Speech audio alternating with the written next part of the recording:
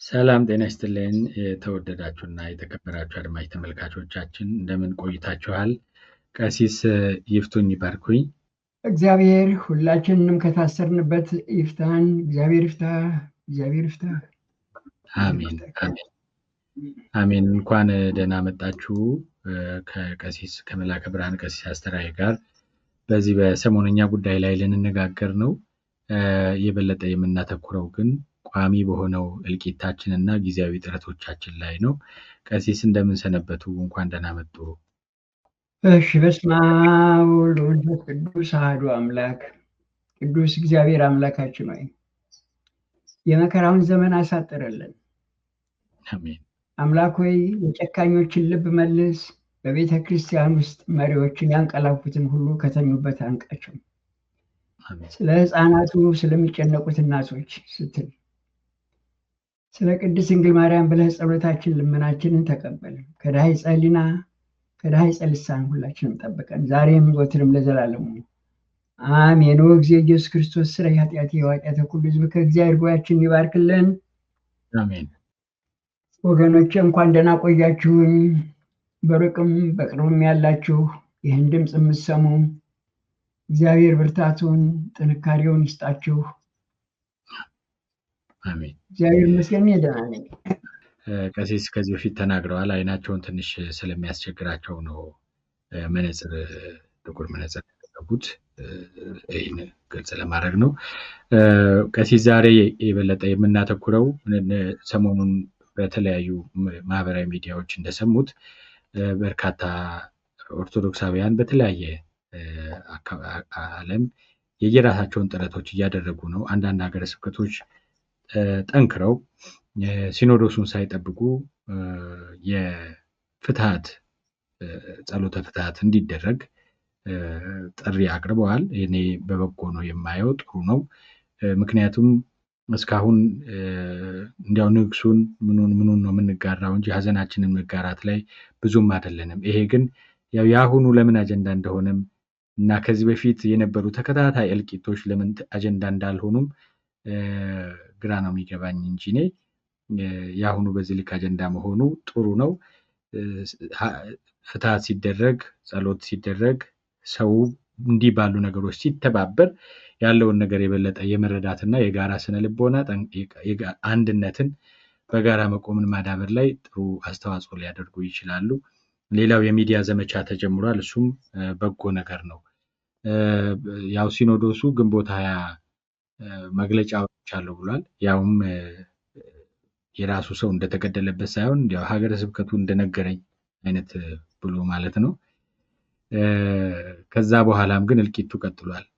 ጥቅምት 24 5 ሰዎች ተገድለዋል። ትላንትና 1 ሰው ተገድሏል። ይሄ በሆነበት ጊዜ በሚሆንበት ሰዓት ትላንት ሲኖዶሱ በኑፋቄ የሚታወቀውን በፋሲካ በስቅለት ዕለት እንደ ፕሮቴስታንት በአዳራሽ ለምን ቤተክርስቲያን ሄዳለሁ ብሎ የራሱን ጳጳስ ጠርቶ ኑፋቄ በመስበክ ያንን ደግሞ ቀርጾ በማሰራጨት ሲሰራ የነበረው ማህበር እገዳ ተጥሎበት ነበር ግንቦት ሲኖዶስ ላይ። ያ እገዳ ትላንትና ተነስቶለታል። ይሄንን ያደረጉትን ዲዮስቆሮስ ለምንድን ነው? ምክንያቱም ኦርቶዶክሳውያን አሁን በእልቂት አጀንዳ ተይዘው ያሉበት ሰሞን ስለሆነ አሁን ሹልክ አድርገን ብናወጣው ይሻላል ብለው ነው እንደዛ ያደረጉት። በጣም አራዶች ናቸው እነዚህ አባቶቻችን። በእርግጥም ናቸው። እንግዲህ የምናየው እሱን ስለሆነ ማለት ነው። የሆነው ሆኖ ግን ቀሲስ እነዚህ አሁን ሀዘን ላይ ባለንበት ለቅሶ ላይ ባለንበት ሰሞን እንኳን ዝም ባልንበት ጊዜ ብቻ አይደለም እያለቀስን እየጮህን ባለንበት ሰሞን በተከታታይ ግድያዎች እና እልቂቶችን እየሰማን ያለ ነው። አሁንም በ24 ጥቅምት 24 ከመርቲ አፍነው ከወሰዷቸው የእርሻ ስራ ሲሰሩ ከነበሩ ሰዎች መካከል ሌሎች ደግሞ ገና መርዷቸውን ያልሰማን ሰዎች አሉ። እነሱን ደግሞ ዛሬ ይገሏቸው ይሆናል ወይ ነገ ይገሏቸው ይሆናል። ከሽርካም ባለፉት 2 ዓመታት ጊዜ ውስጥ በጥቂቱ ተለይተው የታወቁና መረጃቸው የደረሰን ከ30 በላይ ሰዎች ታግተው ተወስደዋል። የእነሱንም መርዶ መቼ እንደምንሰማ አናውቅም። ሌሎችም ከዚህ ከምስራቅ ሸዋም ታግተው የተወሰዱ ወደ 7 የሚሆኑ ሰዎች አይ ቲንክ 2 ከዛ ውስጥ ተለቀዋል። ሌሎቹ ግን እስካሁን ይሞቱ የዳኑ አልታወቀም። ወደ 3 ዓመት እየሆነ ነው ያለው። ቤተሰብ እናልቅስ ወይስ አናልቅስ፣ ሞተዋል ብለን መርዶ እናውጣ እርም እናውጣ ወይስ ምን እናርግ ብለው ዕለት ዕለት ተቸግረዋል።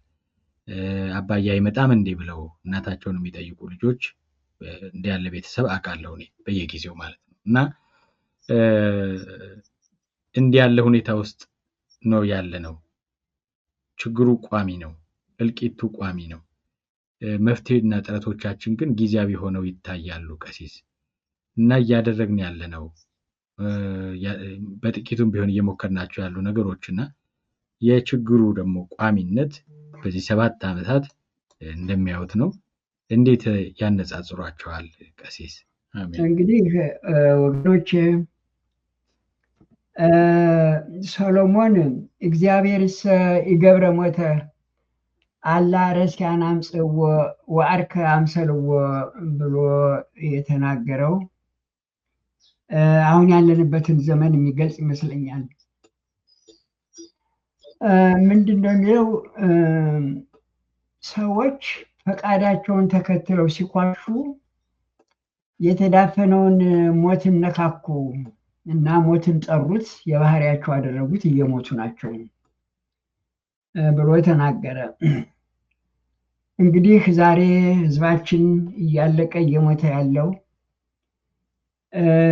በወገኖቻችን ጭካኔ፣ ይበልጥም በሲኖዶሱ ንዝህላልነት፣ በሲኖዶሱ እንቅልፋምነት፣ በሲኖዶሱ ስንፍና እንደሆነ ነው የማየው። ተናገርነው ቃላትም እያጠረን ሰውነታችንም እየዛለ እየደከመ ነው። ሞቱንም ለመር ነው።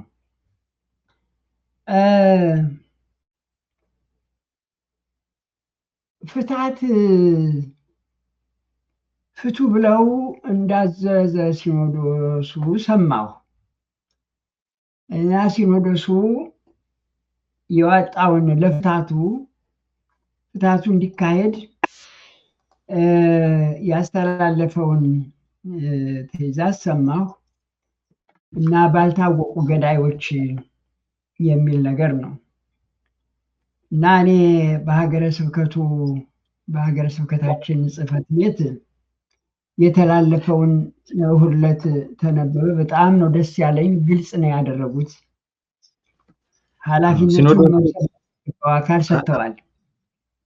ሲኖዶሱ ግን አላወጀም ፍትሐት፣ እንዲያውም ፍቱም አላለም። እንዲያው ቤተክርስቲያን የተሰማትን ሐዘን ትገልጻለች ነው ያለው እንደማንኛውም እንጂ ፍትሐት ይደረግም አላሉ። እንደው ነውር አይደል አይሉም። ሲለመኑ ነው የኖሩት እኮ።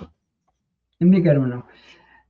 ግን የሰማሁት ግን እንደዚያ ነው እና ያም ሆነ ግን አንዲት ነገር ትዝ አለችኝ። አንድ ባለቤቷ የጎዳት የቤት እመቤት አስቸግሯት መፍትሄ ፍለጋ ወደ ቄሱ ትሄዳለች እና እባክዎን ባለው ስልጣን አባትነት መክረው ይመልሱልኝ ብላ ለቄሱ ትነግራለች እና ቄሱ ለመምከር ይሞክራሉ። ለካን ሰውየው የሚመከር አይደለም እና ጥለዋት ሄዱ። ምን አለች? ምን ያሉ ቄስ ናቸው ተስካር የለመዱ ያስታርቁኝ ብላቸው ፍትሐት ብለው ሄዱ። እንግዲህ የሚገርም ነገር ነው። ተስካርና ፍትሐት ተመጋጋቢዎች ናቸው፣ ግን ውስጠ ይዘታቸው ይጋጫል። ተስካር በተለምዶ ድግሱ ላይ ነው ትርጓሜው የሚሄደው። ነገር ግን ተስካር ማለት የሚሞተው ሰው የሚታሰብበት የሰራው ስራ፣ በቁመናው ያደረገው ነገር፣ ባህሪው፣ ጠባዩ፣ ለህብረተሰቡ ያበረከተው ነገር ማስተዋስ ማለት ነው። ድግሱ አይደለም። ግን እንደዚህ አለች፣ ተስካር ብለው ሄዱ አለች። ፍታት ብለው ሄዱ። እሳቸው ተስካር ነው። እንግዲህ ተስካር የለመዱ ብላ ነው የገለጸችው። ምን ያሉ ቄስ ናቸው ተስካር የለመዱ? ያስታርቁኝ ብላቸው ፍታት ብለው ሄዱ። አሁን ሲኖዶሱ ድምፁን ያሰማው ፍም ይበል አይበል ፍታት ተካሂዷል። የሰማሁት ግን ባልታወቁ ሰዎች ስለተገደሉ የሚል ነገር ነው አስተላልፎ የተባለው። ነገር ግን ሀገረ ስብከቱ ጥሩ አድርጎ አስተላልፎታል። ኃላፊነቱን ለተገቢው ሰጥቷል። ያሳዝናል፣ በጣም ያሳዝናል። ምንድን ነው ፍታት? ምን ማለት ነው ፍታት ማለት?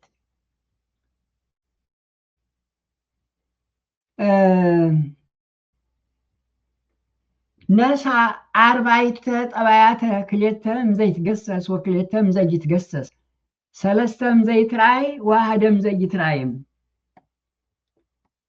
ቅዳሴው ነው እንደዚያ የሚለው። ሰውን ከአራቱ ባህርያት ከሶስት ጠባያት ነፍሳት ፈጠረ። አራቱ ባህርያት እና ባህርየ ነፍሳት ሶስቱ ተገናኝተው ሰውን ፈጠረው እንላለን እና ፍትሐት ከዚህ ጋር የተያዘ ነገር ነው። ነፋስ፣ እሳት፣ መሬት፣ ውሃ እና ሶስት ጠባያት ያላት ነፍስ፣ የነዚህ ድምር ሰውን ሰው ያደርገዋል። አሁን ሰው ወደ ሞት ሲመጣ መጀመሪያ ነፍስና ስጋው ተፋቱ፣ ተለያዩ ማለት ነው። ከዚያ በኋላ በስጋው ያሉት ባህሪያት ይለያያሉ። ኦክሲጅንም የለም፣ ሙቀትም የለም፣ ውሃም ይደርቃል። የሚቀረው ክሌይ ነው። አፈር ነህና ወደ አፈር ትመለሳለህ ነው። ወደ አፈር የሚመለሰው እነዚህ ሁሉ ካለቁ በኋላ ነው። ያ ማለት ተፈታ ማለት ነው። ያ ተጠናቅሮ ተሰርቶ የነበረው መጀመሪያ ነፍስና ስጋ ተለያዩ፣ ተፋቱ። ከዚያ በኋላ አራቱ ባህርያት ተፋቱ። ውሃም የለም፣ ይደርቃል ሰውነት፣ ሙቀትም የለም፣ ነፋስም የለም፣ ኦክሲጅን የለም። የሚቀረው ክሌይ ነው። አፈር ነህና ወደ አፈር ተመለስ። ይሄ እንግዲህ መለያየት፣ መፈታት ማለት ነው። ፍትሐት ውስጠ ይዘቱ ይህንን ማወጅ ነው። ትዳር ሲፈርስ ተፋቱ ይባላል። ቤቱ ፈረሰ ማለት ነው። አሁን ሰው ሲሞት ነፍስና ስጋው ተለያዩ፣ አራቱ ባህርያት ተበታተኑ፣ ከወገኑ ተለየ፣ ከዚህ ዓለም ተለየ፣ ሰውነቱ ተፈታ በጠቅላላ። ወደ ገበያም እናመጣዋለን። ቀን ሰው ሲገበያዩ ውሎ ገበያው ተፈታ ይባላል። ወደ ሀገርም ይመጣል። አገር ተፈታ፣ መንደሩ ተፈታ ይባላል። አሁን ፍትሐት ብለን ስንል ጸሎቱ ላይ ነው የምናተኩረው፣ መቋሚያው ላይ፣ ጸናጽሉ ላይ፣ ከበሮው ላይ። ያ በደህና ጊዜ ነው። አሁን ግን ወደ ሪያል ትርጓሜ መግባት አለብን። እነማን ናቸው እየፈቱ ያሉት? ማን ነው የተፈታው? ምንድን ነው እየተካሄደ ያለ? ሲኖዶሱ ምን አለ? የሚሞቱት ቄሶች ናቸው። የሚሞተው ህዝብ ነው። ሲኖዶሱ ግን ራሳችሁን በራሳችሁ ፍቱ ነው። ይሄ የመጨረሻ ውድቀት፣ የመጨረሻ ውድቀት። ሲኖዶሱ ኃላፊነቱን ረሳ እና ልጅ እንደዚያች ሴትዮ ሁላችንም ኮንፊውዝድ የሆን መሰለኝ። ሁላችንም ኮንፊውዝ የሆን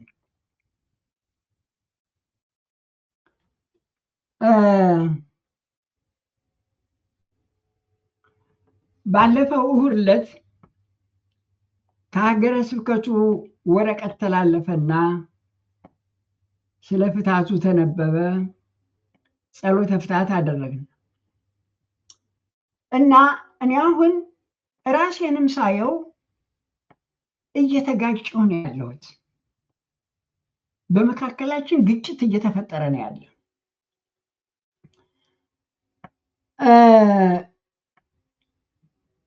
ቅዳሴው አልቆ ወደ ፍታቱ ስንሄድ ልጆቹ ምልጣኑን የጽጌውን አቡኑን አመለጠሙ እና መረግዱን ጽፋቱን ጥሩ አስተምረዋቸዋል። መላከ ብርሃን ዘላለም ጥሩ ቀርጸዋቸዋል እና ቅላጼውን አደረጉና ወደ ማሸብሸቡ ሲሄዱ አቁሙ አልኩ። አሁን ልጆቹ አልገባቸውም፣ ሰውም አልገባውም። ምክንያቱም ማሸብሸቡ ውስጡ ይዘቱ ሰቆቃውን ቢያሳይም ሽብሸባው የደስታን መንፈስ ነው ይዞ የሚጎትተው። ሐዘንን አይገልጽም፣ ትካዜን አይገልጽም።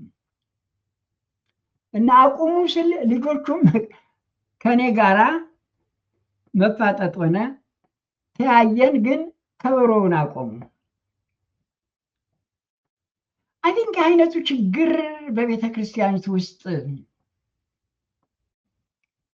እየተካሄደ ነው። በእኔና በልጆቹ መካከል የሆነው ችግር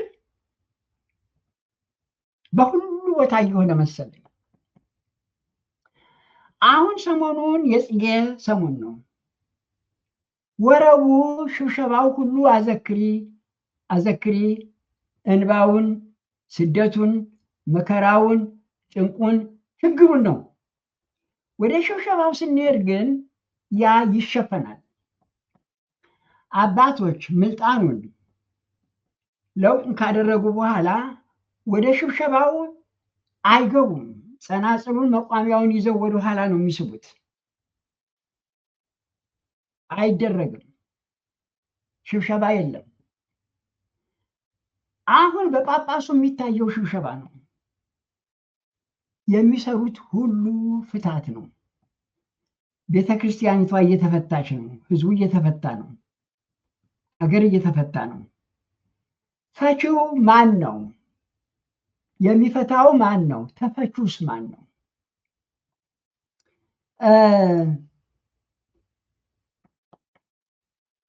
ከፍተኛ ችግር ገጥሞናል።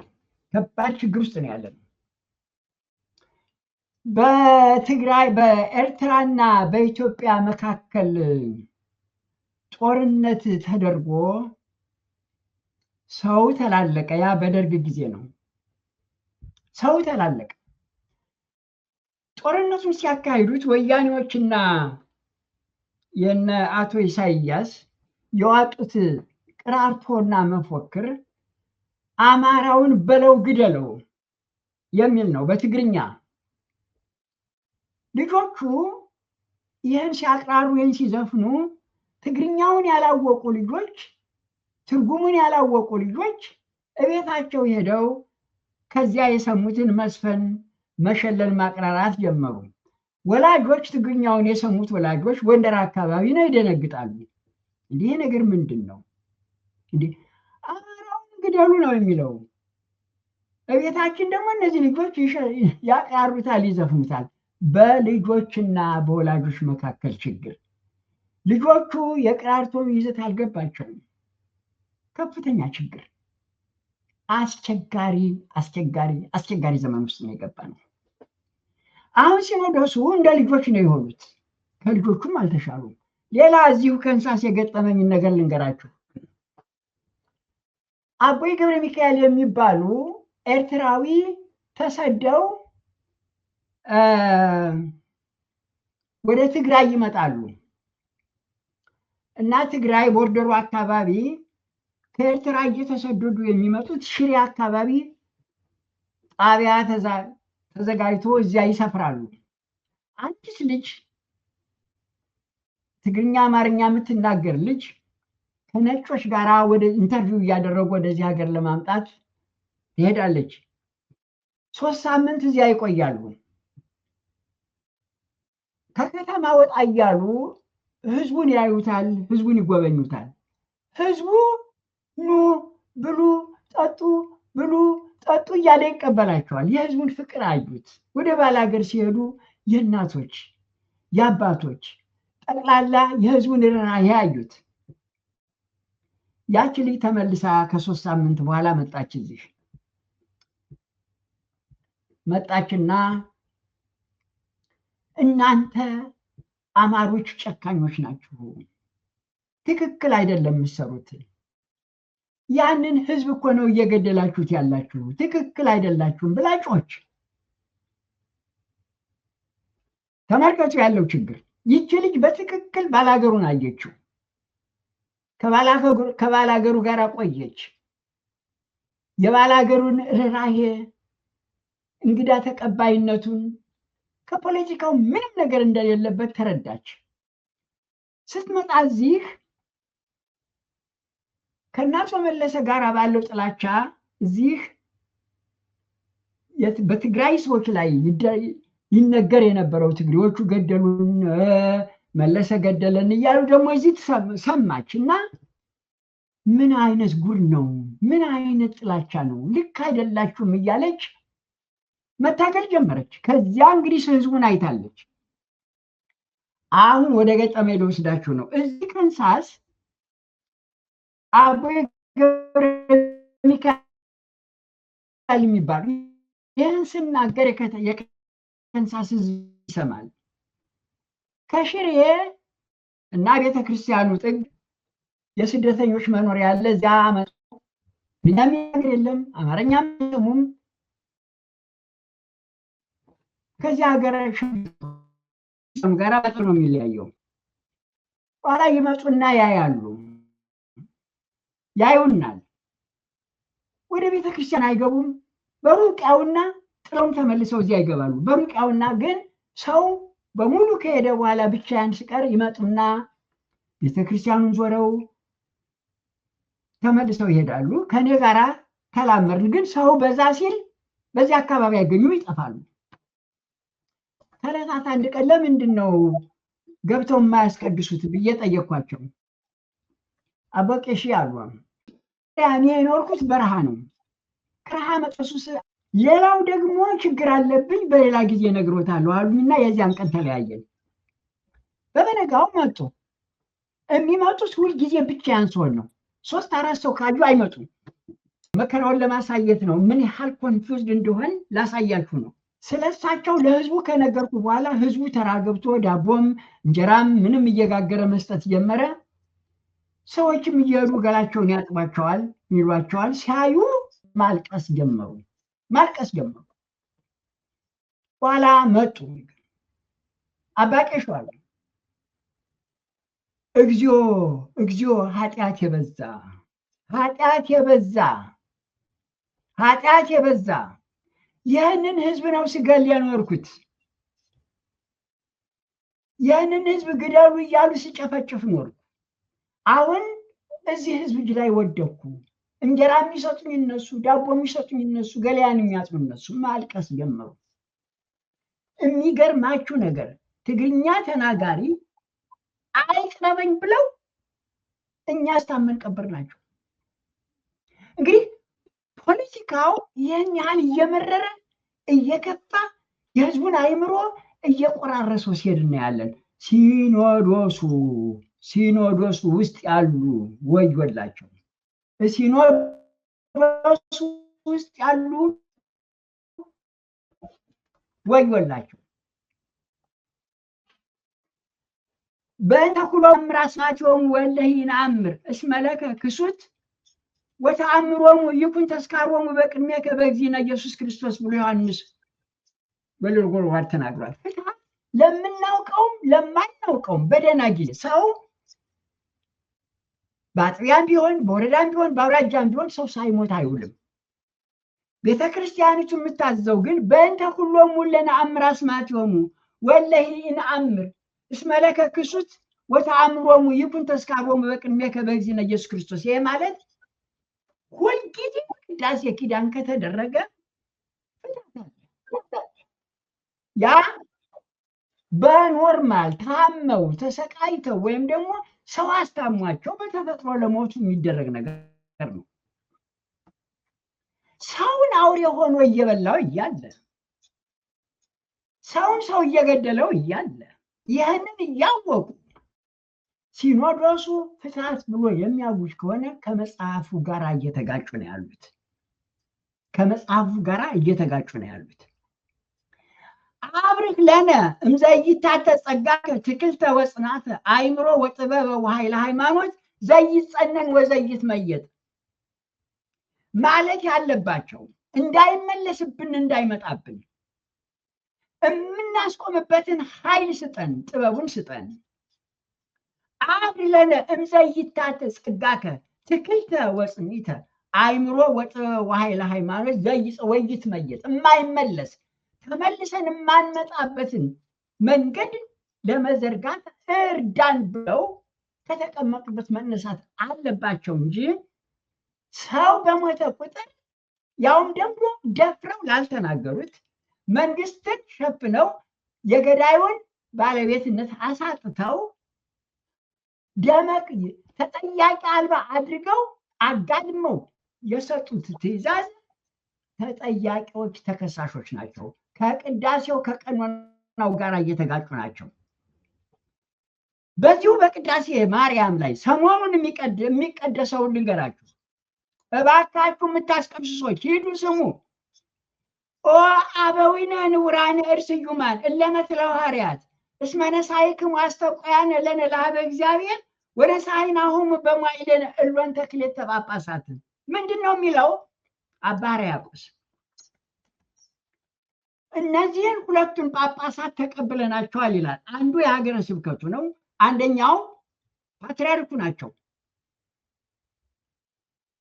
በየሀገረ ስብከቱ የሀገረ ስብከቱ ጳጳስ ስም ይነሳል፣ የፓትርያርኩ ስም ይነሳል። ሁለት ክሌተ ብሎ የሚለው ሁለቱን እነዚህን ተቀብለናቸዋል። ንውራደ ስዩማን እለመትለ ሐዋርያትን የሚከተሉ በሐዋርያት በረከት የተሰየሙ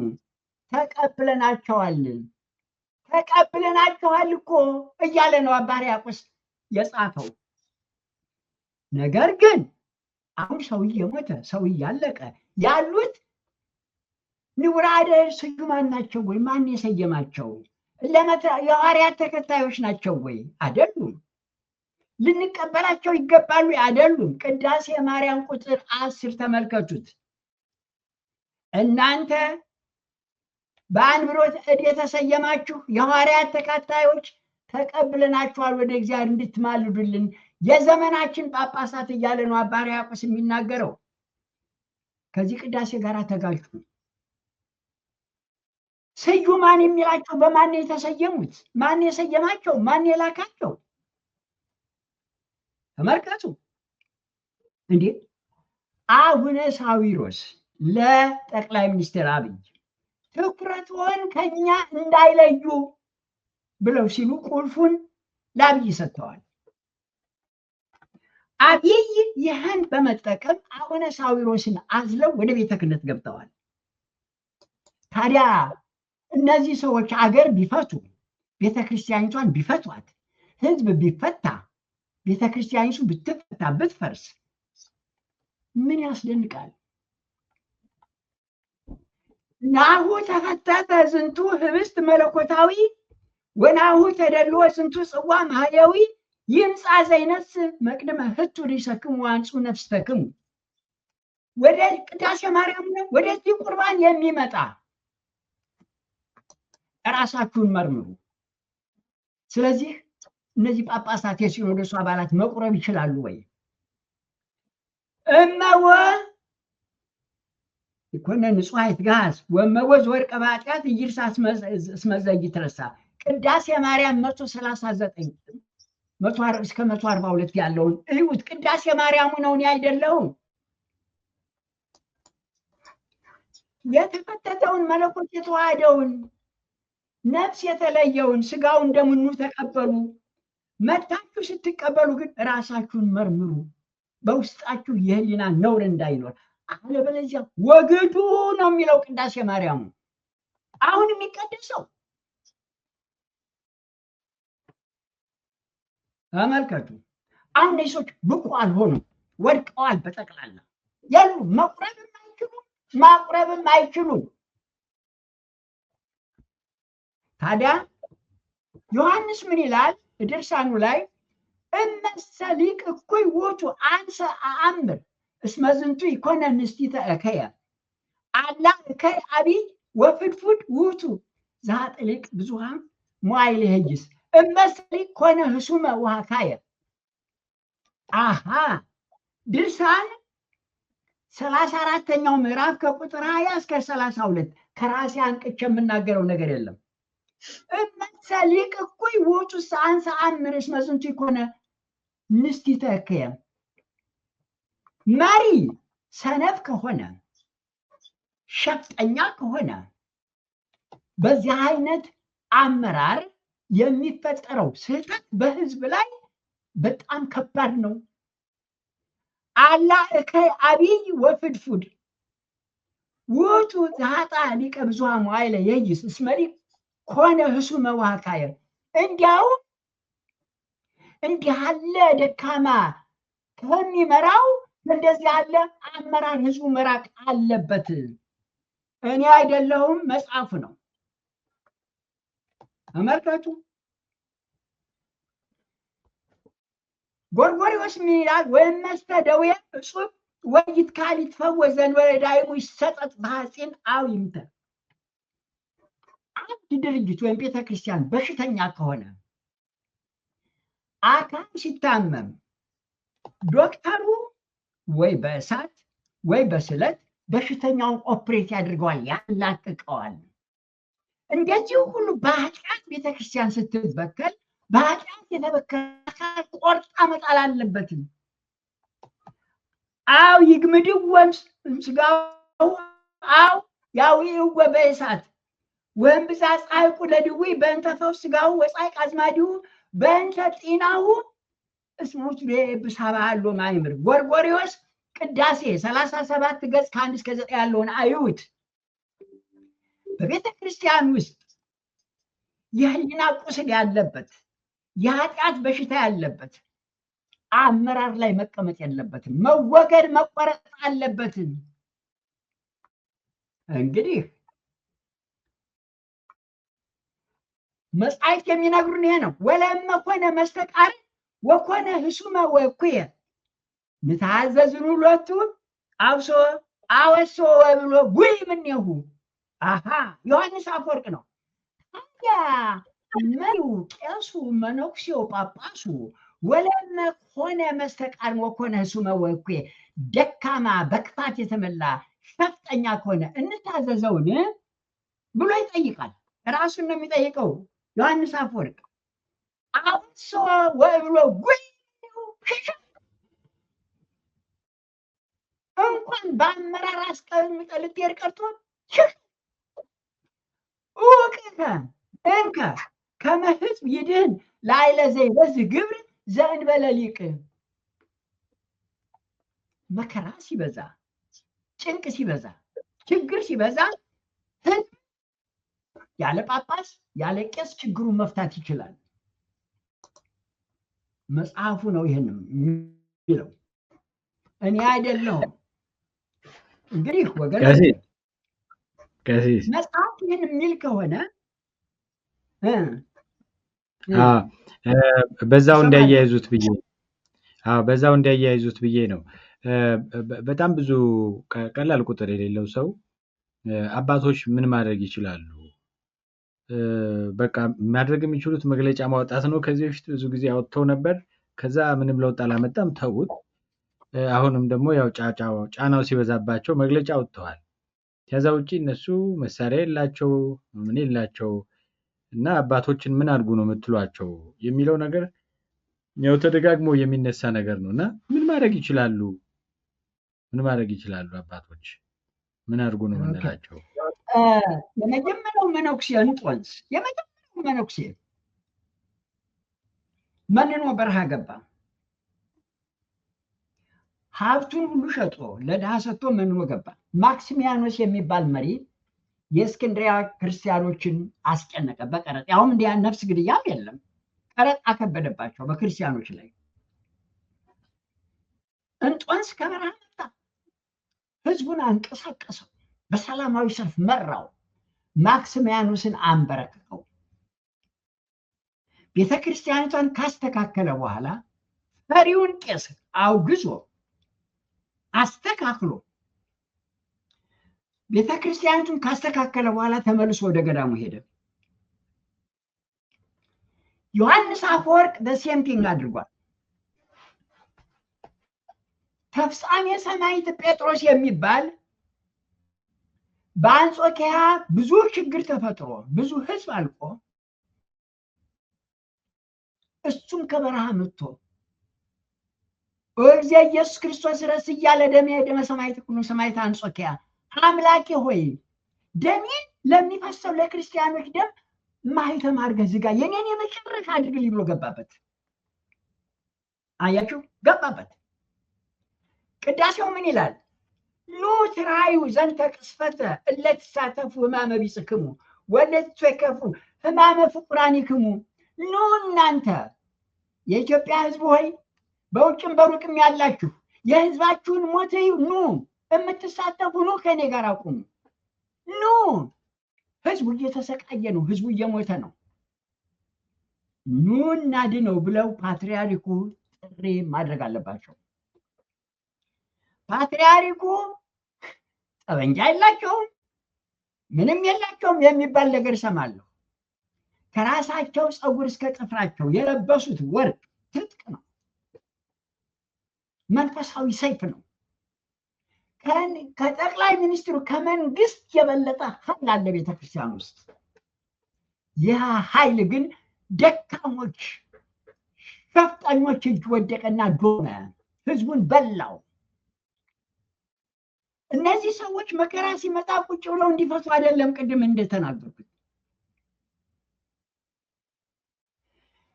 ጠቅላላ በህዝቡና በመከራው መካከል ዘለው መግባት አለባቸው። አሁን እነሱ ራሳቸውን እያሻገሩ ራሳቸውን እያዳኑ ህዝብ እየሞተ እርስ በርሳችሁ ተፋቱ እያሉ እያዘዙ ናቸው። ከቤተክርስቲያን ጋር ተጋጩ። አያችሁ፣ ሰለስቱ ምዕት ምን አሉ? ገአረ ኢየሱስ ሀበ ሀቡሁ ወሀበ አዳም ገብሩ ወሀበ ኩሎሙ ደቂቁ። የአቡነ ማትያስና የጳጳሳቱ ስራ እንዲህ ያለ መከራ ሲመጣ፣ እንዲህ ያለ ጭንቅ ሲመጣ ቤተክርስቲያኑ አቅጣጫውን መቀየር አለበት። በኖርማሉ መንገድ መቀጠል የለበትም። አብያተ ክርስቲያናት መዘጋት አለባቸው።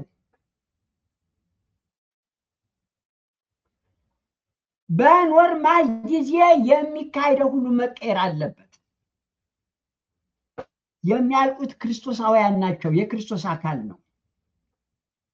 የምናነባቸው ገድላት፣ ተአምራት፣ ስንክሳሩ ሁሉ ወካዕበ አይረፍ ገሌ ገሌ ገሌ። ለምን? በዚህ ምክንያት ተገደለ፣ በዚህ ምክንያት ተገደለ፣ በዚህ ምክንያት ስንክሳሩ በቤተ ክርስቲያናችን ከብሉያቱና ከአዲሳቱ ነገረ መለኮቱን ከምንማርበት ከሊቃውንቱ መጽሐፍ ይልቅ ገድላት፣ ተአምራት፣ አዋልድ በቤተ መዛግብቱ የሞሉ ናቸው። እነሱ ናቸው የሚነበቡት። እነዚህ ሁሉ የሚነግሩ ክርስትና ተጀምሮ እስከኛ ዘመን ድረስ ስላለቁት ክርስቲያንና ክርስቲያኖችን ለማዳን በመካከል ገብተው ሞቱን እየተሳተፉ የሄዱትን ነው የሚነግረን። ሰርግ ሲበሩ አይደለም፣ ሲወርቡ አይደለም፣ ሲያሸበሽቡ አይደለም፣ ማህሌት ቆመው አይደለም፣ ሲቀድሱም አይደለም። በህዝብ በመከራ በጭንቅ ውስጥ በህዝቡና በገዳይ መካከል እየገቡ ነው ያለቁት። በጦር ተወጉ፣ በሰይፍ አንገታቸው ተቆረጠ፣ በእሳት ተቃጠሉ። እንግዲህ የክህነቱ ስራ ይህንን ነው የሚነግረን። አያችሁ፣ የጳጳሳቱ ስራ ይህን ነው። ስለዚህ ነው ትዳር ውስጥ የሚያልገቡት። ስለዚህ ነው ከዓለም የተጠራን ከዓለም ነው። ተመልከቱ፣ አሁን አያችሁ፣ ይህን ይዩት። ፖለቲካ ውስጥ አንገባም ይባላል። የለም፣ ኧረ አልገባችሁም፣ እናንተ አልገባችሁም። ክርስቶስ የጠራን ከዓለም ነው። ከዓለም ነው የጠራን። ዓለም ማለት ይሄ ጥንቅሩ ፖለቲካው ነው። ድንጋዩ አይደለም፣ እንጨቱ አይደለም፣ ውሃው አይደለም።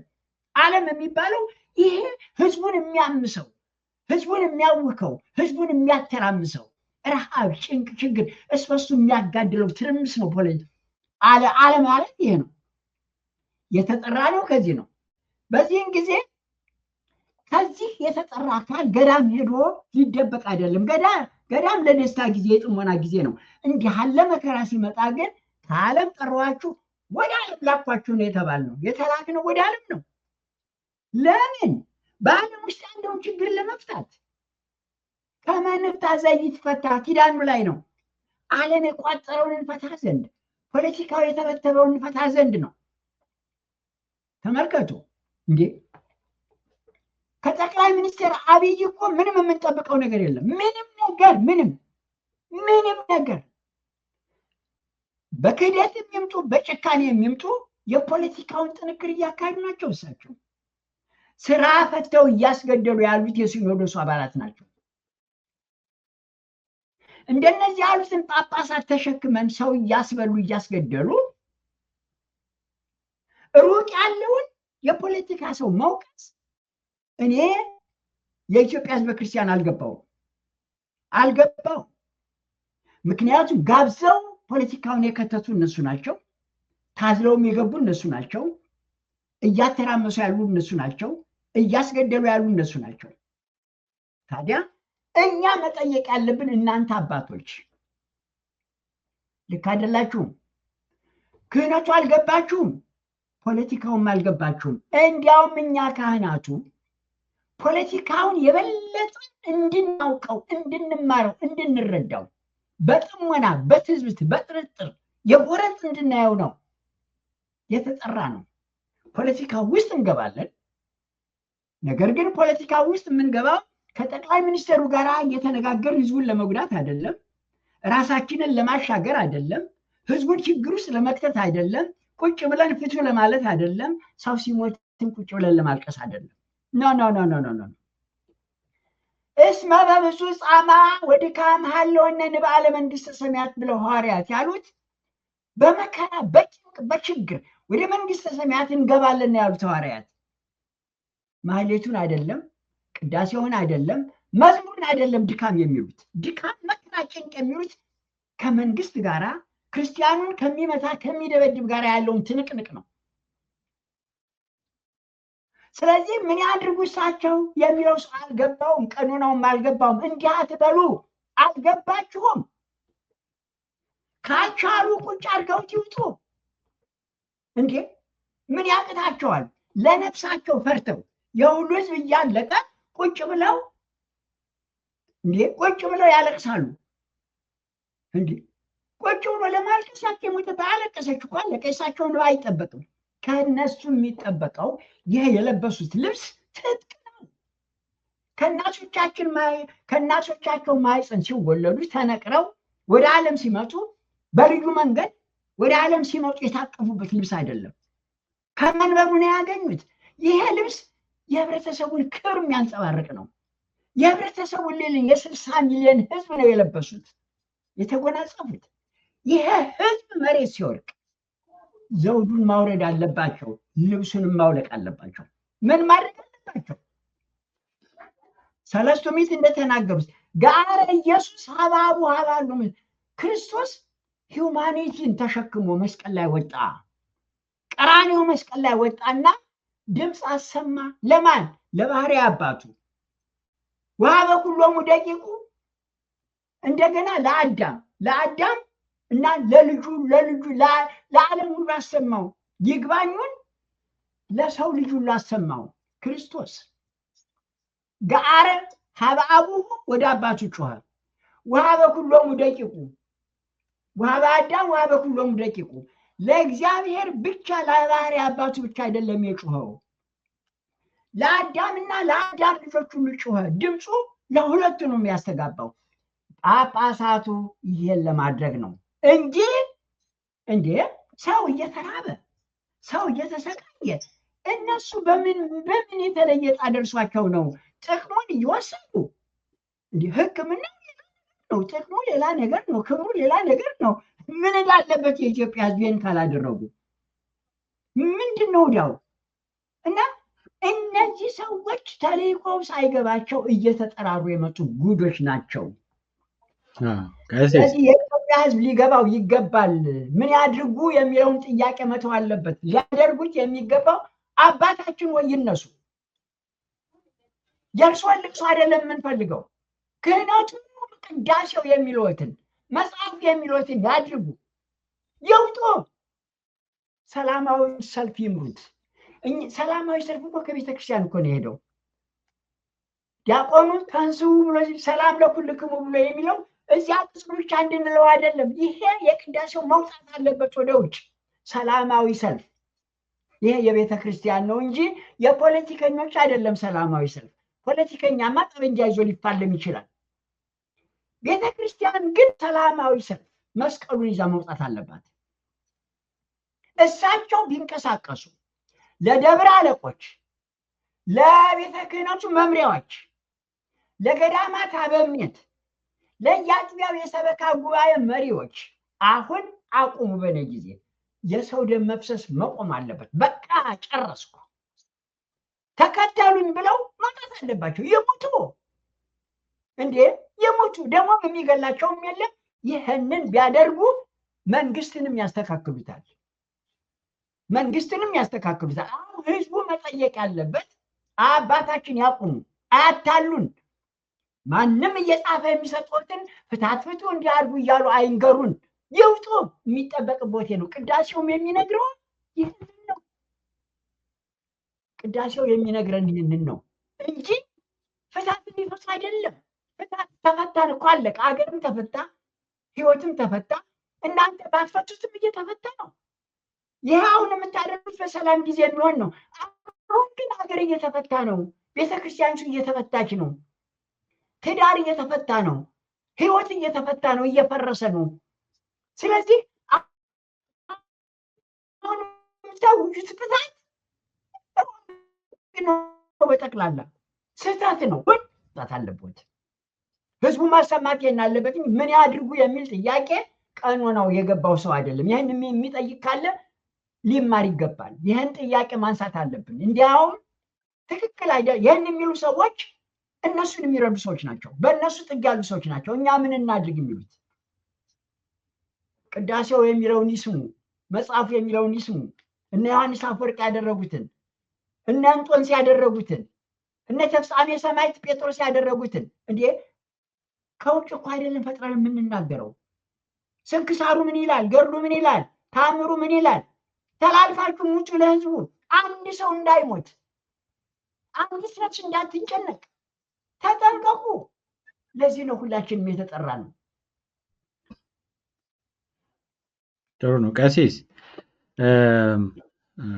በጣም ግሩም ነው። እግዚአብሔር ይስጥልን፣ በእውነት ቃሎት ያሰማልኝ። ያው ይሄ የአባቶች ጉዳይ እንግዲህ አያልቅም። አንዳንድ ጊዜ በምዕመናንም በኩል ብዙ ጊዜ አንዳንዶቹ ተስፋ የቆረጡት በቃ እነሱን ተዋቸው ይላሉ። እንዳንተው ደግሞ ለመፍትሄ ለሚደረገው እንቅስቃሴ የችግሩ አካል ከመሆናቸው ባሻገር ለመፍትሄ ለሚደረገው እንቅስቃሴም እንቅፋት ይሆናሉ። በማዘናጋት ማለት ነው። አንድም ምዕመናንን በማዘናጋት ልክ እነ ሳዊሮስ እንደሚሉት ማለት ነው። እንዳሁኑ ለኢትዮጵያ ቤተክርስቲያን እንደዚህ መንግስት እንደዚህ ስርዓት የተመቻት የለም ብለዋል። እሳቸው አሁን ወደ ስልጣን የመጡት በኦሮሞ ኦርቶዶክሳውያን ስም ነው። ጫካ ሄደው የሚሾሙት፣ በየቦታው ሄደው ፖለቲካ ሲደሰኩሩ የኦሮሞ ህዝብ አባት የለውም ይላሉ። እርግጥ ነው እሳቸው አባት ስላልሆኑ ነው። ቤተክርስቲያን አባት ብላ ብትሾማቸውም አባት እንዳልሆኑ ህሊናቸው ስለሚነግራቸው ይመስለኛል አባት የኦሮሞ ህዝብ አባት የለውም የሚሉት። እና አሁን እየታረደ ነው ክርስቲያኑ። የሚፈሰው ደም የኦሮሞ አይደለም ብለው ነው። አዶን ነው ለምን ጉዳያቸው ሊሆን እንደማይችል የክርስቲያኖች የኦርቶዶክሳውያን እልቂት በኦሮሚያ የሚፈሰው የክርስቲያኖች ደም ሲሆን ከስርዓቱ ጋር በነበራቸው ቅርበት እንደው ቢያንስ ቀስ እያደረጋችሁ ግደሉ ብለው መነጋገርም ይችሉ ነበር እነ ሳዊሮስ ማለት ነው።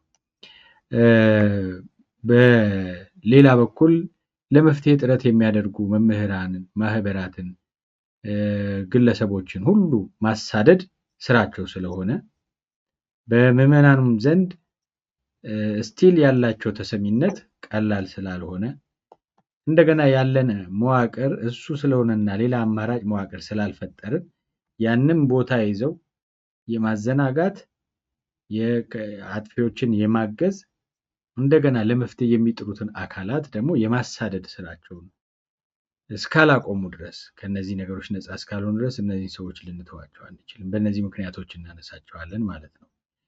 እኔ የመጨረሻ ጉዳይ አድርጌ የማነሳለው ሌላው ትልቁ አብይ ነገር ቀሲስ እንደ ቀደም መግቢያችን ላይ እንዳልነው እልቂቱ ቋሚና የማያባራ ነው። ካለፈው በመነሳት ብቻ አይደለም የወደፊቱንም ይሄ እልቂት እንደሚቀጥል ለመናገር እንደሚባለው ነብይ መሆን አያስፈልግም። ምክንያቱም ኦርቶዶክስ ጠልነት እና ኦርቶዶክስን የማጥፋት ትርክት ዓላማ ፍላጎት ትምህርት ሆኖ በስርዓተ ትምህርት ተካቶ በልጆች መማሪያ ውስጥ ተካቶ የስንተኛ ክፍል ነው አሁን የኦሮሚያ ክልል ትምህርት ቢሮ ላይ የአኖሌ ሐውልት ስርዓተ ትምህርት ውስጥ ገብቶ ሰው እየተማረው ነው። ፖሊሲ ሆኗል። እስከ ከወረዳ ወይ ደግሞ ከዝቅተኛው እስከ ከፍተኛው የመንግስት መስሪያ ቤት የቱሪዝም ቢሮዎች፣ የሚዲያ የመንግስት ሚዲያዎች ወዘተ ጸረ ኦርቶዶክስ ይዘት ያላቸው ህትመቶች፣ መጽሔቶች፣ መጻሕፍት በርካታ ተጽፈዋል። በግለሰቦች ደረጃ ኦርቶዶክስ ጠልነት ራሱ አንድ ፊልድ ኦፍ ስተዲ የሆነ ይመስል አንድ ስፔሻላይዜሽን የሆነ ይመስል በአካዳሚክሱ ኦርቶዶክስ ጠል ፕሮፌሰር ዶክተር ምናምን የሚባሉ ሰዎች በዛ የተመረቁ በቃ በኦርቶዶክስ ጠልነት የተመረቁ እስኪመስል ድረስ ብዙ የተፈራበት ነው። ኦርቶዶክስ ጠልነት ፓርቲ ሆኗል። ኦርቶዶክስ ጠልነት አደረጃጀት ሆኗል፣ መዋቅር ሆኗል። ኦርቶዶክስ ጠልነት መንግስት መስርቷል። ኦርቶዶክስ ጠልነት የታጠቀ ኃይል አፍርቷል። ኢንፎርማልም ፎርማል የሆነም ማለት ነው። መደበኛ ምናምን ተብሎ ድብቅም ግልጽም ኃይል አፍርቷል። ኦርቶዶክስ ጠልነት ከወሃብያ እስከ አክራሪ ብሔርተኛውና አክራሪ ፕሮቴስታንት አስተባብሮ በጋራ ያቆመ ነው። እነዚህ ነገ መልሰው ወሃብያው ፕሮቴስታንቱንም ዋቄ ፈታውንም አይምራቸውም፣ ያርዳቸዋል ነገር። ለጊዜው ግን አስተባብሮ አጌንስት ኦርቶዶክስ አሰልፎ ያለ ነው። አሁን የኃይላቸው ከፍተኛው ጣሪያ ላይ የደረሱ ያለበት ጊዜ ነው። እነዚህ ነገሮች ሁሉ እስካሉ ድረስ የኦርቶዶክሳውያንን ግድያና እልቂት ዛሬ የምናየውን ያመጣ ይሄ ከሆነ ይሄ እስካለ ድረስ ይቆማል ወይ? አይቆምም፣ ይቀጥላል። ይሄን እርግጠኛ መሆን አለብን። እና የኛ ግን ችግር የሆነው ይሄንን ካለመረዳት ይሁን ወይ ደግሞ አላውቅም፣ ቶሎ ወደ ምቾታችን መመለስ እንፈልጋለን። የሚደረግ ነገር ካለም የሚጮህ ነገር ካለም በቃ አንድ ሰሞን ጮህን በቃ እንኳን እኛ የሽማግሌዎቹም አባቶቻችንም እዚህ ጉዳይ ውስጥ መቆየት አይፈልጉም። በእርግጥ እነሱ ደሞዛቸውን ከፍተኛ ስለሆነ ኑሯቸውም የተድላ ስለሆነ የሹመት በዓለ ሲመታቸው በየወሩ እየሆነላቸው ድግስ እያስደገሱ መኖር ነው የሚፈልጉት። የቤተክርስቲያንን ችግሯን ምኗን መስማት የሚፈልጉ አይነት አይደሉም፣ ይታወቃል። ግን እኛ እንደ ምዕመናን ቢያንስ እልቂቱ እየቀጠለ እስከ መጨረሻው እንኳን ቢሄድ ጳጳሳቱ መጨረሻ ላይ ነው ሊሞቱ የሚችሉት ጥሩ ስለሚጠበቁ ወይ አብይ ራሱ ካላረዳቸው። ከዛ ውጭ ግን ልክ ምስሉ ላይ እንደምናየው እነዚህ የዛሬ ዓመት የተገደሉ ናቸው። እነዚህ አሁን የ6 ወር ህፃን የ9 ወር የዛሬ ዓመት የተገደሉ ናቸው ከእናቶቻቸው ጋር እና የነዚህ አባቶች አሉ፣ የነዚህ ወላጆች አሉ። ነገ የማንኛችንም ልጆች ናቸው ተራ የሚሆነው ማለት ነው። ይሄዳል፣ ወደ ሁሉም ይሄዳል፣ ወደ እያንዳንዱ ከተማ ወደ ሌላውም ይሄዳል። ስለዚህ ተራ በተራ እየተገዘገዝን ተራ በተራ እየተገደልን እንለቅ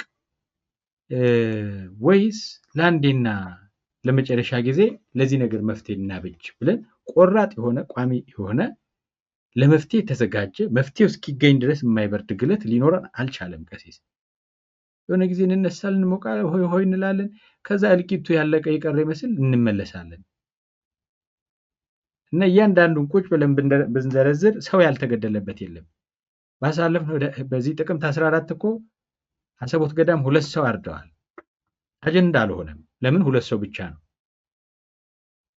የዚህኛው ሳምንት ተደማምረና 25 ደረሰ። ስለዚህ 25 ከሆነማ እንጮሃለን። ስለዚህ አሰቦት ሰው ለምን ይታርዳል ብለን እንድንጮህ 25 ሰው መሆን አለበት የሚገደለው። እና በየጊዜው ግን ሰው ይገደላል። እንደዚህ እያለ ሰው ይገደላል። ይሄ ፊት ለፊታችን የተደረደሩት ወደ 9 ሰዎች የዛሬ ዓመት የተገደሉ ናቸው። እንደዚህ አልጮህንም፣ አጀንዳ አልሆነም። ከሚዲያ እንኳን 2-3 ሚዲያ ነው ተቀባብለን ልንጮህበት የሞከርነው። አርሲ የሽርካ ጭፍጨፋ ነው። እንደዚህ እያለ በየጊዜው ነው ያለውና ችግራችን እልቂቱ ቋሚ ነው፣ መደበኛ ነው። በቃ አሁን ኖርማል ሆኖ የሚሰራበት ነው። እኛ የምናደርገው ጥረት ግን ቢበዛ ለ1 ሳምንት ነው ቀሲስ። እና በዚህ አይነት መልኩ ችግሩን መፍታት እንችላለን ሆይ? ምንድነው ችግራችንስ? እንዴት ያውታል ይሄንን ጉዳይ ቀሲስ? እስከ መቼ እንዘልቃለን? እንግዲህ ከመጽሐፉ ውጭ የሚመክረን ከመጽሐፉ ውጭ የሚመራን የለም። ቅዱስ ጎርጎርዮስ እንደዚህ አለ። ናስተበቆ ቅዱስ ወሄር ዘያፈቅር ይሩተ ይታበአነ ውስተ መንሱት እይቅነየነ ስህተት። አምላካችን ሆይ ስህተት እንዳይመራን፣ ስህተት እንዳይገዛን አላ ድነነ እምኩሉ ምግባረ እኩይ ወምህሊናሁ ወጽራታቲሁ ወመናንግቲሁ ወሁከታቲሁ ብሎ ብትንትን አድርጎ አስቀምጦታል። እንዲህ ያለ አመራር ሲመጣ ቅዳሴው የሚነግረን አስቀድመን ለህዝቡ እንድንነግር። ቅዳሴው እኮ ለቁርባን ብቻ አይደለም የተሰራው። ሁከት ሲመጣ፣ ጭንቅ ሲመጣ፣ ችግር ሲመጣ ወደ ተግባር እንድንለውጠው ነው፣ እንድንደግመው አይደለም። እኔ ተመልከቱ፣ አሁን በመላ ኢትዮጵያ ስንክሳር ይነበባል፣ ገርል ተአምር ይነበባል። እኔ ይገርመኛል። ስንክሳሩ ዛሬ ሊቪንግ ስንክሳር ህዝቡ እየተነበበ ነው በየመንደሩ። ክርስትና ከተጀመረ ጀምሮ እስከኛ ዘመን ድረስ ስንክሳሩ የሚነግረን በየዘመኑ በየቦታው ስለተገደሉት ነው። በሌላ ጊዜ የምናነባቸው ተመሳሳይ ነገር ሲመጣ ልክ እነዚያ ያለፉት ሰዎች እንዳደረጉት እንድናደርግ ነው እንጂ ወይ ታጥፎ እንዲቀመጥ አይደለም፣ ወይም ደግሞ በልማድ እንድናነበው አይደለም። አሁን ዛሬ በየመንደሩ ገድል እየተፈጸመ ነው፣ ሰው እየታረደ ነው። ስንክሳሩ በሙሉ በየቤቱ ገብቷል በጠቅላላ። ቅዳሴውም የሚነግረን ይህንን ነው። ይቀጥልና አጥል ወለዚያም የክረነ ወስጅዶ ምኔነ ወገስስ ሁከታቲው ዘተከለ ዲቤነ ወበትክም ምኔነ ምክንያት እንተ ተወስደን ውስተ ሲኦል። ይህንን አስወግድልን፣ ከላያችን ላይ አስወግድልን፣ አርቅልን። የሚበጠብጠንን ሁሉ እንድንዋጋው እንድንታገለው ጥባቱን፣ ሞራሉን፣ ኢቲክሱን፣ ሞት እንዳንፈራ አንተን አምነንህ ትጥቃችን አንተ ሆነ እንድንታገለው እርዳን ነው። እነዚህ ሰዎች እኮ ይህንን ቅዳሴ አያውቁትም። የሚያውቁት መንግስትን ነው፣ የሚማጸኑት መንግስትን ነው። ከእነዚህ ሰዎች ምንም የሚጠብቅ ነገር የለም። ፍትሐ ነገሥቱ እኮ እኔ ደግሜ ቅድምም የተናገርኩት ዮሐንስ አፈወርቅ እንዲያውም ምን ይላል? አንሰ አነክር በእንተ ለድህኑ ህዳጣን ሊቃውንት ምስለ ዝንቱ ሀኬት ወንዝህላል። ንዝህላልና ሀኬት በተመላ አመራር የሚጓዙ ሁሉ ጥቂት ሰዎች ናቸው። አንሰ አነክር በእንተ ለድህኑ ህዳጣን፣ ጥቂት ሰዎች ይተርፋሉ። በእንደዚህ ያለ ጭንቅ ጊዜ ሰው ሁሉ ያልቃል። መጽሐፍ ነው የሚነግረን። እኛ እኮ ከውጭ ምንም ፊሎሶፊ እኮ ማምጣት የለብንም። ታምሩ፣ ገርሉ፣ ስንክሳሩ የምንቀድሰው ቅዳሴ ሁሉ ይህንን ነው የሚነግር። አፍነነዋል። ነገሯቸው ለቄሶቹ። እኔ የማዝነው በሀገር ውስጥ ይፍሩ፣ በዩሮፕ፣ በካናዳ፣ በመላ አሜሪካ ያሉት ቀሳውስት ምንድን ነው የምንጠብቀው? ምንድን ነው የምንጠብቀው? ምን ነው የምንቀድሰው? እንዴ አያችሁ፣ ጣሊያን ገብቶ አገሪቷን ባወከ ጊዜ መልአኩ በያን የሚባል ወጣት ስኮላርሽፕ አግኝቶ እዚህ ሀገር ነበር። አገር መወረሩን ሲሰማ ብቻውን ታገለ። የሚሰማው ሲያጣ አንዲት ጥቁር አሜሪካዊት አግብቶ በሙሉ ካረቢያኖችን ጥቁሮችን አንቀሳቀሰ። መልአኩ በያን የሚባለው በጣሊያን ጊዜ። እንዲህ እኛ በ50 ስቴት ያለን ቄሶች ያረ እንዲሁ ምንም ነገር እና እኛ አንብስም ወይ? ንግዱን የምናካሄደው እኛ እንገባለን እንወጣለን። ቅልጥሙ እኛ ጋር፣ ገንዘቡ እኛ ጋር፣ ድሎቱ እኛ ጋር። ህዝብ እየሞተ ነው። ግን ፍታት ፈተን ወደ ቤት። ይሄ ስህተት ነው። እንዲያውም በውጭ ያለን ካህናት በስንት ዓመተ ምህረት እንደሆነ ረስቼዋለሁ፣ ራሽያ የመሬት ነውጥ ተፈጠረና የአርመን ክርስቲያኖች አለቁ፣ በብዛት አለቁ። ሬገን ነበረ ፕሬዚደንቱ። እንዲህ በመጣው እዚህ ሀገር በአመቱ መሰለኝ እኔና አቡነ ማትያስ እና መልአከ ገነት ውቡ የዲሲ መድኃኔዓለም ቤተክርስቲያን እያገለገልን ነው። ተመልከቱ፣ የአርመን ቄሶች መላ አሜሪካን አንቀሳቀሱት። ጉባኤ ተካሄደ። ጉባኤውን እንዲመራ ያደረጉት የአሜሪካን መንግስት ነው። ተጽዕኖ አሳደሩ። ያ ትዝ ይለኛል። ምክንያቱም ቄሶቹ የአርመን ቄሶች ወጥ የሆነ ቴዎሎጂ ነው ያጠኑት። ነገረ መለኮቱን ያውቁታል። ለህዝባቸው ያላቸው ፍቅር በቴዎሎጂው፣ በሊትሬቸሩ፣ በቅዳሴው፣ በሊጦኑ፣ በኪዳኑ ህዝቡ ገብቷቸዋል። አንቀሳቀሱት። አንድ መንፈስ ነበረ አላቸው። የራሻ ቤተክርስቲያን ያን ያህል ዘመን ጎርባቸው ወርቆ አንድ እስኪሆኑ ድረስ እርስ በርስ አልተጣሉም። የለም፣ ህዝባቸውን ይመሩት ነበር። እኛ ግን ዩቱበር ከፍተን ህዝቡ ሲንጫጫ ዝም ብለን ማንጫጫት ብቻ ነው። እንዲያውም ዩጋንዳ ያለ አንድ ልጅ ቄሶች ያውግዙ አላውቅም እስቲ ልጠይቅ አለ። እንግዲህ ተመልከቱ፣ በዩቱብ አካባቢ ያላችሁ ሁሉ ሰዎች ቤተክርስቲያኒቱ የምትለውን ብታስተጋቡት፣ ቤተክርስቲያን የምትናገረውን ብትናገሩት ህዝቡ ይነቃል፣ ይማረዋል።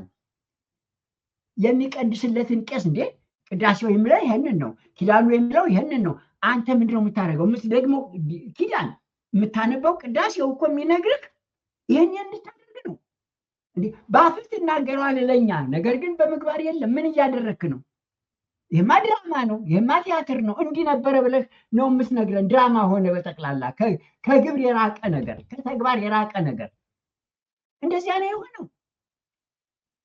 አሁን እንግዲህ እንደዚህ ከሆነ ምንድን ነው መደረግ ያለበት? በውጭ ያለው ህዝበ ክርስቲያን እየሄደ የሚያስቀድስበት ቦታ ላይ ቄሱን፣ መነኩሴውን፣ ጳጳሱን መጠየቅ አለበት።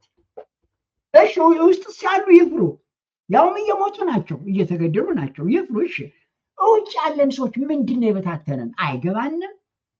ሰው አልሞተም፣ ተመችቶናል ማለት ነው። አንዳንዶቹማ እንዲያውም መልካቸውን አሳምረው መንግስት በማይነካቸው ከቀኖናው ከሲኖዶሱ በማይጋጩ ነገሮች እየሄዱ ራሳቸውን እያበለጨለጩ ይመጣሉ። ከሁሉም የሚያሳዝነው ተመልከቱ፣ ህዝብ እያለቀ፣ ህዝብ እየሞተ፣ ተሐድሶ የሚባሉት ሰዎች ምን አለ እውነት ሰዎች ቢሆኑ ይህንን አጋጣሚ ተጠቅመው ቤተክርስቲያኒቷን ለማናድ ከመሞከር ይልቅ እውነት ክርስቲያኖች ቢሆኑ ለምንድን ነው ሞት ይቆም የማይሉት? ለምንድን ነው በአንዳንድ ጥቃቅን ነገር እያነሱ ለምንድን ነው ህዝቡን የሚከፋፍሉት? ለምንድን ነው የሰው ሞት እንዲሸፈን እንዲረሳ የሚያደርጉት? አያችሁ። ስለዚህ ነው ዮሐንስ አፈወርቅ አንሰ አነክር በእንተ ለድህኑ ዳጣን ሊቃውንት ምስለ ስንቱ ሀኬት ወንዝህላል። ይህ ዘመን ንዝህላል የበዛበት፣ አታላይ የበዛበት፣ አፍዛዥ አደንዛዥ የበዛበት ዘመን ነው። ስለዚህ ይደንቀኛል። ጥቂት ሰዎች ይተርፋሉ። ጥቂት ሰዎች ይተርፋሉ። ፍትሐ ነገሥቱ ምን ይላል? ያልተማሩ ሰዎች እንደነ አቡነ ሳዊሮስ ያሉ ሲገቡ ከመንግስት ጋር ሆነው እነሱን የሚቃወማቸውን ለመንግስት እየጠቆሙ ያስገድላሉ ብሎ ፍትሐ ነገሥቱ ቁጭ አድርጎታል። አያችሁ፣ መጽሐፍ እኮ ይነግረናል። እንደነዚህ ያሉት እንኳን ለህዝብ ሊናገሩ፣ ለህዝብ ሊቆሙ፣ ለህዝብ ሊመሰክሩ፣ ለህዝብ ለመመስከር የሚተጉትን ከመንግስት ጋር ሆነው እየጠቆሙ ያስገድላሉ ብሎ ፍትሐ ነገሥቱ ተናግሯል። ስለዚህ ከእነዚህ ሰዎች ከእንግዲህ ወዲህ የሚጠበቅ ምንም ነገር የለም። ምንም። እንደገና ደግሞ አለው ዘይተሉ ኖላየ እኩየ ሞት ክሱት በቅድሚያው ፍትሐ ነገሥቱ ነው። እንደነዚህ ያሉትን ሲኖዶስ የሚከተል፣ እንደነዚህ ያሉትን ካህናት የሚከተል፣ እንደነዚህ ያሉትን ቀሳውስት የሚከተል ሞት በየቤቱ ያንቀዋል። ይሄ ነው እየተደረገ ያለው። ይሄ ነው እየሆነ ያለው። እንዲህ በምን ቋንቋ እንናገር? እንዴት እንግለጸው? መጽሐፉን ነው የምንናገር። ይሄ ፖለቲካም አይደለም። ኢትስ ሁማኒቲ። ሙፍቲው ያደረጉት እኮ ይሄንን ነው። ሙፍቲ እኮ ተሻሉ ከኛ። ተመልከቱ። ይህቺ ስጋ እንተነሳ መንክር እያልን እንዘምራለን። ክርስቶስ የለበሳት ስጋ የከበረች የመላ ህዝበ ክርስቲያን አካል ነው። ሁማኒቲ ነው የክርስቶስ አካል መስቀል ላይ የወጣው። እያንዳንዳችንን ወክሎ ነው መስቀል ላይ የወጣው እና ይህቺ ስጋ እንተነሳ መንክር የምንለው ይቺ ክርስቶስ የለበሳት ስጋ ምን አይነት የምታስደንቅ ናት! ምን አይነት የምታስደንቅ ናት! ሙፍቲው ይችን ነው እየተናገሩ የመጡት። ይግባቸውም የማይግባቸውም ሰው ሁኑ፣ ሰው መሆን ይቀድማል። ተመልከቱ፣ ሰው መሆን ይቀድማል። ሰው ማለት ሰው የሆነ ነው። ሰው የጠፋለት ሰው በጠፋ ጊዜ ሲኖዶሱ ዝም ብሎ የገዛ ህዝቡን በሚያስገድልበት ጊዜ ሰውየው ሰንጥቀው ወጡ፣ ተሻሉ። ተመልከቱ፣ አዩ ተሻሉ ሰውየው እና ደህና ጊዜ ቢሆን በግዕዝ ጥሩ ሆኖ ተጽፎ ይህንን ዘመን የሚገልጽ ጽሑፍ ተጽፎ የእሳቸውም ታሪክ ተጽፎ ስንክሳር ውስጥ መግባት አለበት። እንግዲህ የእነዚህ ሰውዬ እንኳን ሞት፣ የእነዚህ ሰውዬ አካሄድ፣ የሙፍቲው ሁላችንንም አጋልጠውናል። በነገረ መለኮት እንለያያለን፣ አንድ አምላክ በሚል ግን አንድ ነን ሁላችንም። በስመ አብ አሐዱ አምላክ ይላሉ እነሱ፣ ወልድ መንፈስ ቅዱስ እንጨምራለን። አሐዱ አምላክ በሚል እንገናኛለን። ነገር ግን ተመልከቱ፣ እኛ ከነሱ የምንለየው በመጀመሪያ ፍጥረቱ ሰውን አክብሮ በመፍጠሩ ሰውን ወደደው በሚለው እንስማማለን። ጁም ይስማማል፣ ሙስሊሙም ይስማማል፣ እኛም እንስማማለን። እኛ ግን የለም፣ ይሄ ብቻ አይደለም፣ ስንወድቅበት ከሰማያ ሰማያት ወርዶ ስጋችንን ለብሶ እንደገና በመስቀል ላይ ባዳነን ፍቅሩ፣ በዚያ ምክንያት ነው ክርስቲያን የሆን ነው። አለበለዚያ እኮ ሙስሊሙ ቀደሙ። አያችሁ፣ ሙስሊሙ ከሚያደርጉት በላይ ፈቀቅ ብለን የክርስቶስን ፍቅር መጽሐፉ በሚለው መግለጽ ነበረብን። ነገረ መለኮቱ በሚለው እግዚአብሔር መጀመሪያ ሰውን ባሪያው ሲፈጥረው አከበረው፣ ወደደው። ቁርአኑም ይላል፣ ኦሪቱም ይላል፣ እንስማማለን። ወደ ክርስትና ስንመጣ ግን የለም፣ ከፈጠረበት ይልቅ ያዳነበት ፍቅሩን ገለጽን ብለን የእግዚአብሔርን ፍቅሩን ከእስልምና የበለጠ አክርረን መግለጽ ያለብን እኛ ነን። ግን እንኳን እናያለን ገልጽ ቀርቶ ሙፍቲው ያደረጉትን እንኳን ማድረግ አልቻልንም። ወደቅን፣ በጠቅላላ ወደቅ። እንግዲህ ህዝብ ሆይ ስማ፣ ኦርቶዶክስ እንደ ካቶሊኩ በኢንፋሊቢሊቲ አናምንም። አናምንም። ቀኖናውን የማይከተል ነገረ መለኮት የማይከተል ከሆነ ጳጳሱን ባረው ነው የሚለው እንጂ ተሸክመው ዝም ብለህ ሙት የሚል የለም። በነገረ መለኮት የለም።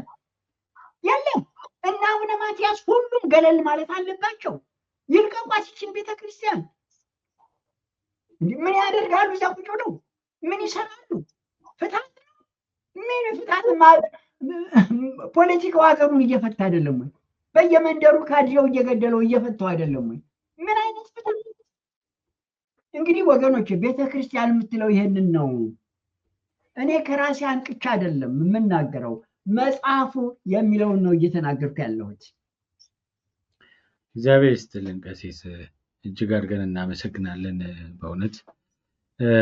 እንግዲህ ይሄኛውን መርሃ ግብር እዚህ ላይ እንቋጫውና በቀጣይ ደግሞ እንመለሳለን። ችግራችንና እልቂታችን የቀጠለ ስለሆነ ማለት ነው።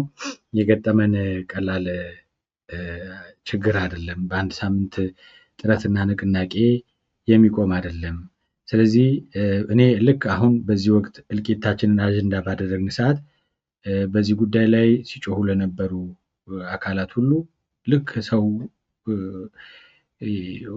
ህዝቡ ጥቃቱ ገብቶት በየአቅጣጫው ምን ላድርግ ብሎ ጥረት ሲያደርግና ሲነሳ ትልቅ ደስታ ነው። እውነት ለመናገር በሀዘን ውስጥ የሚገኝ ደስታ ማለት ነው። ነገር ግን በመሰረታዊነት መለወጥ መቻል አለብን። እኛንን አልለወጥ ብለን እግዚአብሔር እንዳይረዳን ያስቸገርን ይመስለኝ። ምክንያቱም ችግር መከራ ይዘንብብናል፣ ሞት ይዘንብብናል። አንድ ሰሞን እንጮሃለን፣ ከዛ እንመለሳለን ማለት ነው እና ከዛ መውጣት መቻል አለብን። ከዛ ወጥተን በቋሚነት ለህልውናቸው ንቁና ትጉ ሆነው የቆሙ የሚናበቡ ጠንካራ አንድነት ያላቸው ህዝቦች መሆን መቻል አለብን። ያ መሆን ሲገባን እኛ ቤተክርስቲያንን ገና የእከሌ ብለን በየቦታው የመከፋፈል እንትን ላይ ሁሉ አለን። ሙሰኛና ሌባ ዘረኛ ቄሶችን ተከትለን የእከሌ ደጋፊ ብለን የምንቆም ብዙ ነን። ስለዚህ ኦርቶዶክሳዊ አልሆንም፣ አልተለወጥንም። መለወጥ መቻል አለብን። የመጣው ጠላት ግን እዚህ ላይ የምታያቸው ናቸው። እነዚህ በእጅ ለመያዝ እንኳን የሚያሳሱ ጨቅላ ህፃናትን ማረድ የሚችል ጭካኔ ያለው ጠላት ነው። ይሄ ደግሞ በደንብ ተሰርቶበት ነው የመጣው እና ኦርቶዶክስ ጠልነት ፓርቲ ሆኗል። ጸረ ኦርቶዶክስነት መንግስት መስርቷል። ጸረ ኦርቶዶክስነት መደበኛም ኢመደበኛ የሆነም የታጠቀ ኃይል ፈጥሯል። ግልጽም ስውርም ገዳይ አደራጅቷል። ጸረ ኦርቶዶክስነት በአካዳሚክሱ አንድ ፊልድ ኦፍ ስተዲ ስፔሻላይዜሽን እስኪመስል ድረስ ኦርቶዶክስ ጠል ምሁራን፣ ዶክተሮች፣ ፕሮፌሰሮች ወዘተ ተፈጥረዋል። ህፃናቱ ተኮትኩቶ ያድጉበታል፣ ወጣቱ ይቀሰቀስበታል እና ዓለም አቀፍ የሆነ ኔትወርክም አለው። ኦርቶዶክስ ጠልነት ከዋሃብያ እስከ አክራሪ ፕሮቴስታንትና አክራሪ ብሔርተኛው አጋብቷል። አጋብቶ በጋራ እንዲቆሙ አድርጓቸዋል። ኦርቶዶክስን ለማጥቃትና ለመጨፍጨፍ ሲሆን ይሄ በሆነበት ሁኔታ የአንድ ሳምንት ጥረት የአንድ ሳምንት ጩኸት ምንድነች? መፍትሄ ያመጣል ወይ? የ3 ቀን የ4 ቀን የሚዲያ ዘመቻ አዋጅ ይህን ችግር ይፈታል ወይ? ብልጽግናን ቀይረን ሰብአዊ መብት የሚገደውና የኦርቶዶክሳውያን ፍትህ የሚያስጠብቅ መንግስት ልናደርገው ነው? በአንድ ሳምንት በ3 ቀን በ4 ቀን የሚዲያ ዘመቻ ወይ ደግሞ በየአካባቢው ፍትሃት ወይ ደግሞ ጸሎት ብናደርግ ተሰብስበን ችግሩን ፈታ ነው ማለት ነው?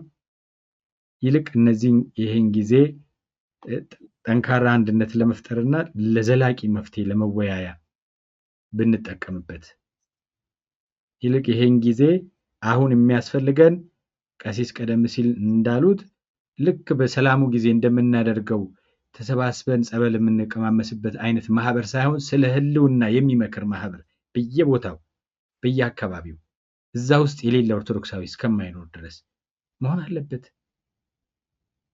እንደዛ ካልተለወጥን ለራሳችንም አንጠቅምም፣ ለእግዚአብሔርም አንጠቅምም፣ ለሀገራችንም አንጠቅምም። እነዚህን ህፃናት እያሳረድን ህልዋን ሆነን እኔ ስራ ስላለብኝ እኔ እንዲህ ስለሆነን ምናምን ብለን ነፃ አይደለንም። ከኃላፊነት ከተጠያቂነት ነፃ አይደለንም። በምድር ባንጠየቅ በሰማይ እንጠየቃለን። ግዴታ አለብን። ሰዎች ስለሆነን የሚያስብ አእምሮ ተሰጥቶን ስለተፈጠርን ሁላችንም ኃላፊነት አለብን። እነዚህ ደግሞ አካላችን ናቸው እየተቆረጡ እየተገነጠሉ ያሉት ቅዱስ ጳውሎስ እንዳለው እና ከቀሲስ በኋላ ብዙ ልናገር አይደለም፣ ይቅርታ ይደረግልኝ። አካላችን ነው እየተቆረጠ ያለውና ስለዚህኛው አካላችን ጉዳይ አይደለም ካልን ስለሚደማው የክርስቶስ አካል አያገባኝም እያልን ነው። ይሄ ክርስትና አይደለም ማለት ነው። ኃላፊነት የሌለበት ሰው የለም። ስለዚህ በየቦታው ቢያንስ አሁን ተሰባስቦ ሊያነጋግር ለመፍትሄ በጋራ እንድንቆም እንድንነጋገር ሊያደርጉን የሚችሉ አደረጃጀቶችን እንፍጠር። የተፈጠሩት ላይ እንግባ። ለዘላቂው መፍትሄ ጊዜ እንስጥ። ከቻልን ያለን ነገር ሁሉ ሰጥተን ዘላቂ የሆነ መፍትሄ ነው የሚፈልገው እንጂ በአንድ ሳምንት ቆይታ ምንም ለውጥ አናመጣምና አደራ በዚህ ረገድ እንቀሳቀስ የምናገኘው መንገድ ሁሉ ለማለት እፈልጋለሁ። እግዚአብሔር ይስጥልኝ አብራችሁን ስለቆያችሁ። ለዚህኛው መርሃ ግብር በቀጣይ መርሃ ግብሮች እንገናኛለን። ቀሲስ እግዚአብሔር ያክብርልኝ፣ እግዚአብሔር ይስጥልኝ። በእውነት ሌሊት ነው እናንተ ጋር እኩለ ሌሊት አልፏል።